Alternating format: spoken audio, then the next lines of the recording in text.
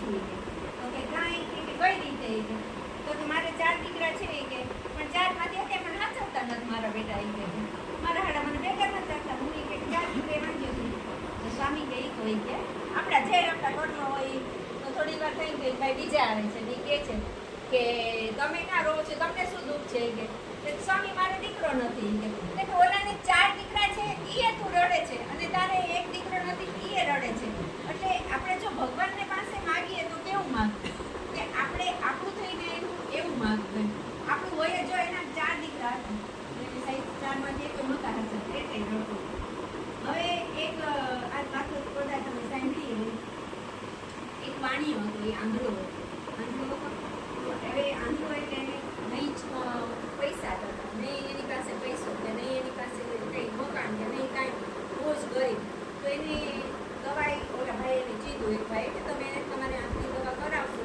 તો એ કે તમારી આંખ સારી થશે પણ તમારી ગરીબાઈ તો નહીં કરે કદાચ તમે લગ્ન કરેલા છે તો તમારે કે વાંચ્યા પણ નહીં ટળે કે ભાઈ એક કામ કરો તમે ભગવાન પાસે જાઓ અને ભગવાનને કહો તમે એને પ્રસન્ન કરો તો ભગવાન તમારાથી રાજી થશે એટલે વાણિયાને એમ કે આ તમારું કરવા જેવું છે હાલ નહીં કે ભગવાનને પ્રસન્ન કરવા વનમાં તપ કરવા ગયો છે એટલે એ તો વનમાં તપ કરવા જાય તપ કરીને ભગવાનને પ્રસન્ન કરે ભગવાન કે હું તારા પર પ્રસન્ન થયો છું તું માંગી કે તો એ જ ભગવાન કે આપશો ને મને કે હું છે માંગું એ તો ભગવાન કે હા એ આપીશ તું માંગી તો ભગવાને પણ આપણા કરતા તો એ તો ભગવાન છે ને તો એ કે આપું તને પણ એક જ વસ્તુ તારે માંગવાની 2-4 વરદાન હું તને નહીં આપું એક જ વરદાન હું તને આપી શીખે તો ઓલો મારો બેટો વાણીયો હતો એટલે એ તો વિચારી કે મારે 5 મિનિટ ઝાડવું હોય કે તમે સાંભળ્યું હશે કે 5 મિનિટ ઝાડવું હોય કે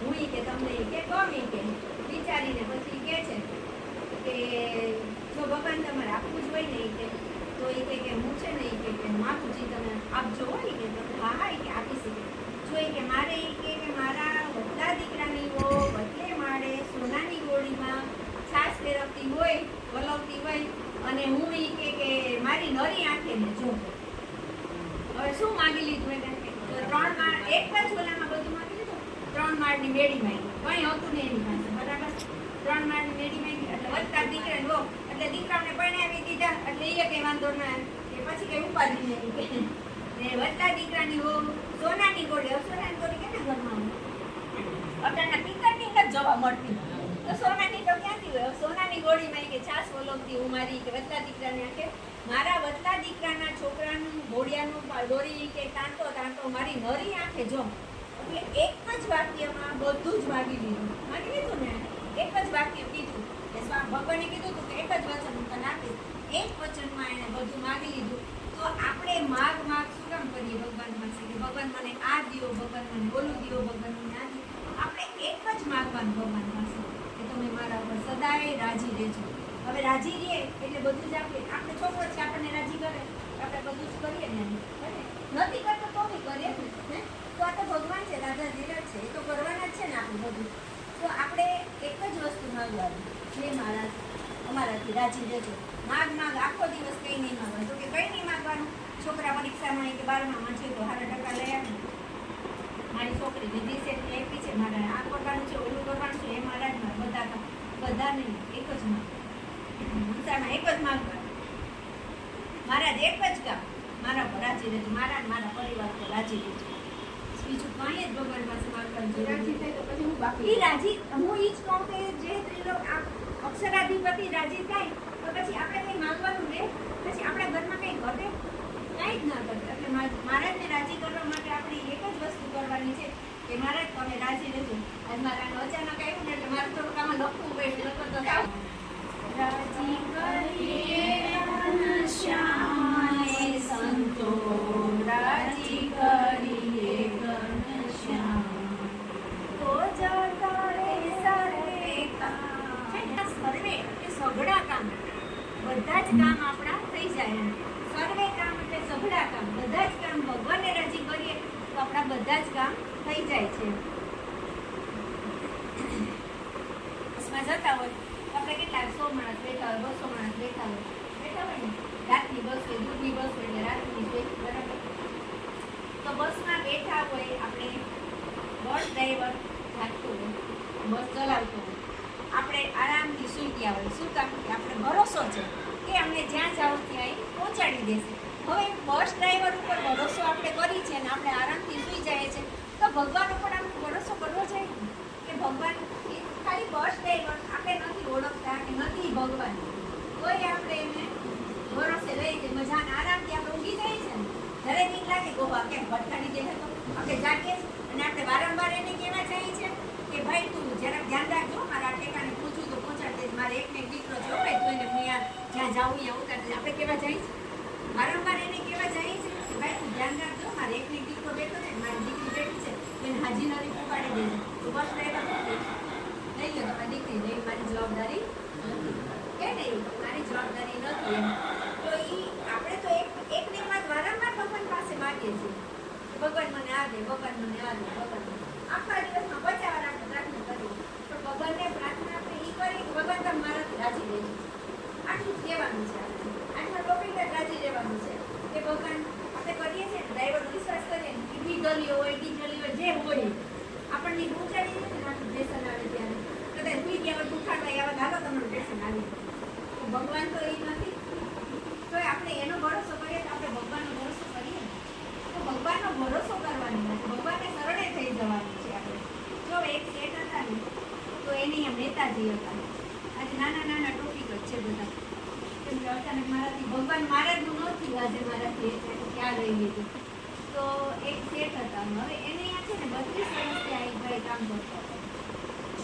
32 વર્ષથી આ કામ કરે એટલે એને એમ થયું કે એની દીકરીના લગ્ન છે. હવે શેઠ તો ગરીબ હતા, પૈસાવાળા હતા, એને ઘરે માણસ નેતાજી હતો, કેટલા વર્ષ થયા, એને પગાર વધારે ના વધારે તો શેઠને કાંઈ કોઈ દિવસ કે નહીં. એની દીકરીના લગ્ન આવ્યા તો શેઠે એને 5 લાખ રૂપિયા આપ્યા, ચાલ્યો તમારી દીકરીના ગામે જોઈને લગ્ન કરી લ્યો.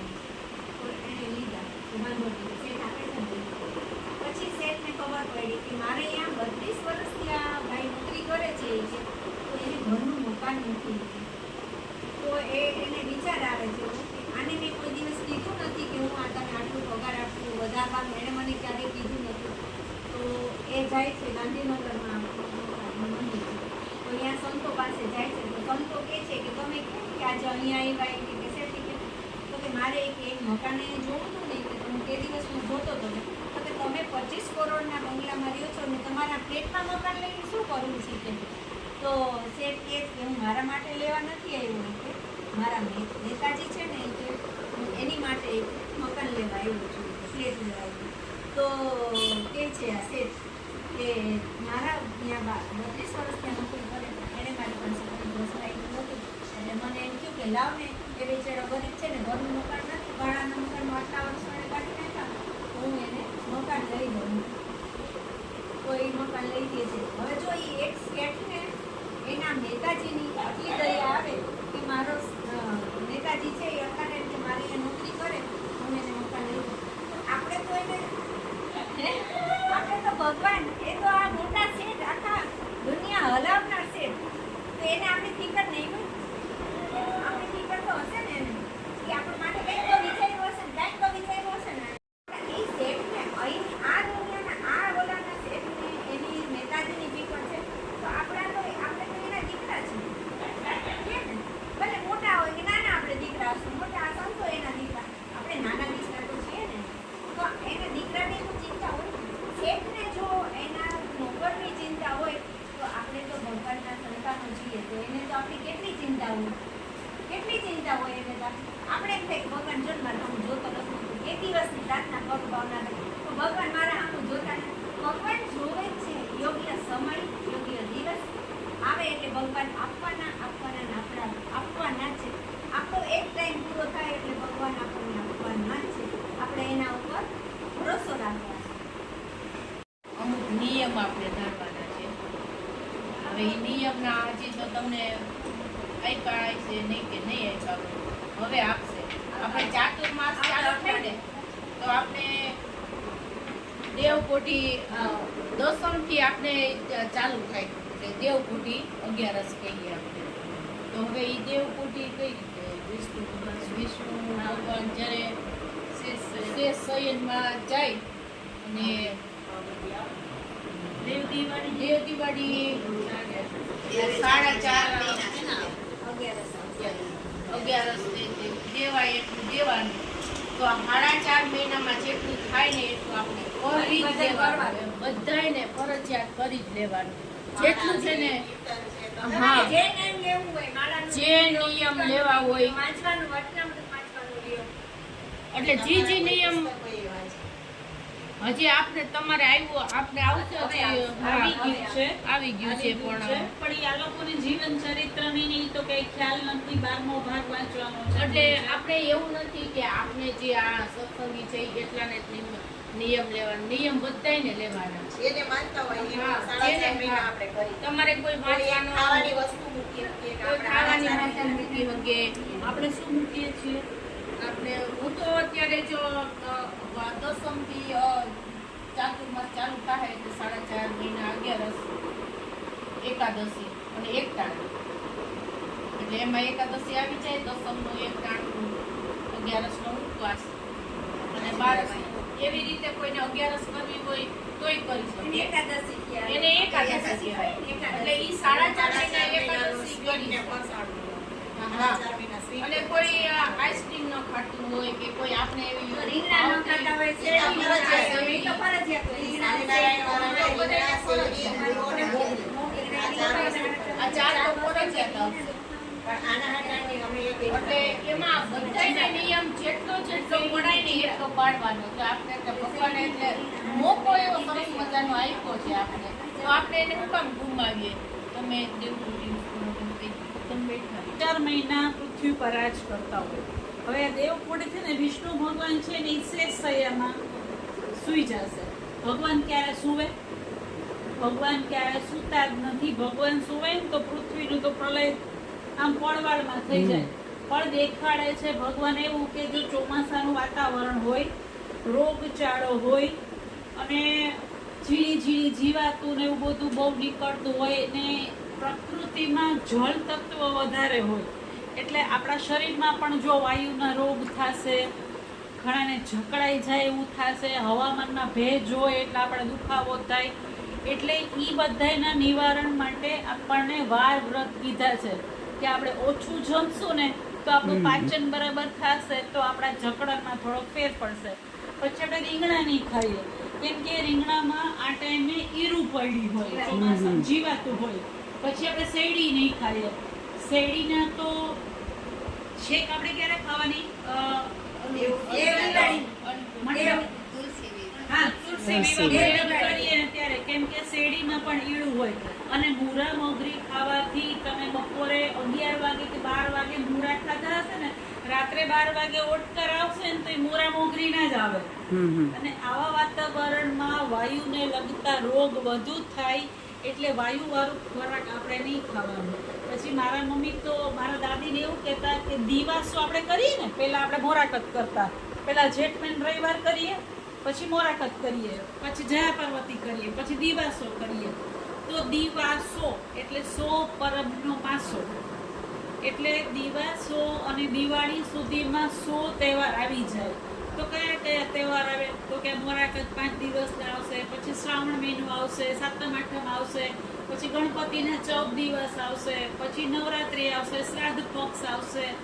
એટલે એ 100 તહેવાર આવી જશે. એ 100 તહેવારમાં આપણે શું કરશું? શ્રાવણ મહિનામાં આપણે શું કરશું? મહાદેવની આરાધના કરશું, પછી ગણપતિની આરાધના કરશું, પછી પિતૃઓને પૂછશું, પછી માતાજીને પૂછશું. એટલે એક એક ભગવાનમાં આપણે જોડાયેલા રહીશું. તો 4.5 મહિના આપણા ઉત્સાહ અને ઉત્સાહમાં વયા જશે. નહીતર આપણે ઘરમાં ને ઘરમાં હોય ને આવું વાતાવરણ હોય ને તો કંટાળી જાય કે સુસ્તી લાગે. પણ આ હોય આવા તહેવાર આવે ને તો આપણું મન થોડું પ્રફુલ્લિત થાય કે હાલો ભાઈ મંદિરે જાય, હાલો ભાઈ મેળામાં જાય, હિંડોળા આવશે. હા, બીજથી એટલે એટલા ઉત્સવ આવશે ને કે આપણે થોડા આવા વાતાવરણમાં થોડાક આપણે ફ્રેશ રહેવાની કોશિશ કરશું.